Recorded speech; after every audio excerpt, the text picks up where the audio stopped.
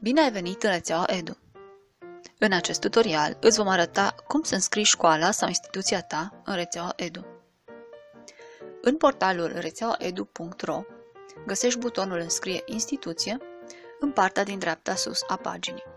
Primul pas în înscrierea instituției este alegerea unui pachet.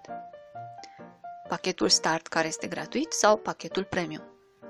Dacă mergi cu mouse-ul pe fiecare tip de pachet, vezi ce conține acesta. De exemplu, pachetul Start include un număr limitat de utilizatori și cursuri active și nu permite adăugarea de servicii suplimentare.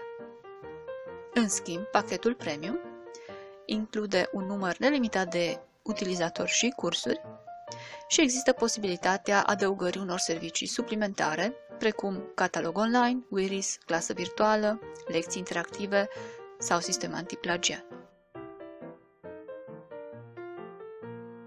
După ce ai ales pachetul Start, trebuie să alegi numele subdomeniului, adică adresa la care va putea fi găsită platforma școlii sau a instituției. Notând numele subdomeniului, vei afla dacă acesta este disponibil sau nu. De exemplu, constatăm că subdomeniul demo.rețeaua-edu.ro există deja. Dacă subdomeniul există, poți da click pe linkul care te duce la acesta pentru a vedea dacă cineva a înscris deja instituția ta în rețeaua Edu sau o altă instituție a folosit acel subdomeniu. Dacă subdomeniul nu este disponibil, trebuie să alegi un alt nume. După alegerea unui subdomeniu care este disponibil, poți trece la pasul următor.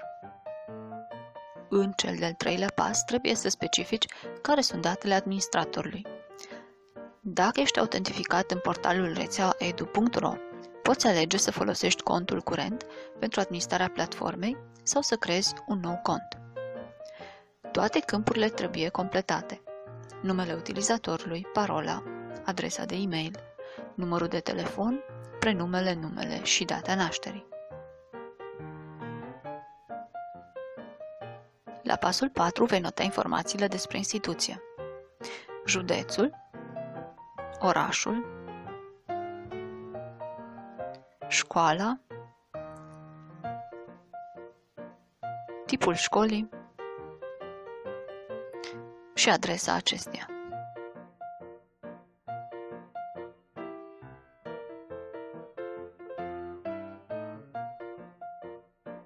Înainte de finalizare, ai posibilitatea să verifici corectitudinea datelor introduse și poți reveni la pașii anteriori dacă vrei să corectezi ceva. După acceptarea termenilor și condițiilor, respectiv a politicii de confidențialitate, poți finaliza cererea. După alegerea pachetului Premium, treci la pasul 2, alegerea subdomeniului. Când treci la acest pas, îți apare o căsuță cu totalul costurilor. Pentru serviciile standard ne poți găsi pe SEAP, Serviciul Electronic de Achiziții Publice, dacă folosești în căutare datele specificate în chenarul albastru. La acest pas, la fel ca și pentru pachetul Start, trebuie să alegi subdomeniul și să verifici disponibilitatea acestuia. De asemenea, poți să alegi unul sau mai multe dintre serviciile suplimentare. După alegerea acestora, la total vei avea suma tuturor serviciilor. Bifând cuponul de la editura Niculescu, instituția va primi un cupon în valoare de 10 lei, care va putea fi folosit pentru achizițiile de la această editură. Informațiile privind datele administratorului se completează la fel ca și pentru pachetul Start, precum și informațiile despre instituție. În cazul pachetului Premium, la pasul 5, trebuie să completezi datele privind plata. Datele din acest exemplu sunt fictive, însă ele trebuie introduse complet și corect. Ultimul pas este finalizarea cererii. Verifică dacă toate informațiile oferite sunt corecte. Poți să te întorci la pașii anteriori pentru a modifica o informație. Înainte de finalizare, trebuie să alegi modalitatea de plată: plata cu card de credit sau card de debit sau plata prin transfer bancar. De asemenea, trebuie să accepti termenii și condițiile și politica de confidențialitate. După finalizare, cererea este înregistrată. Subdomeniul va fi creat în cel mai scurt timp, respectiv după confirmarea plății în cazul pachetului Premium.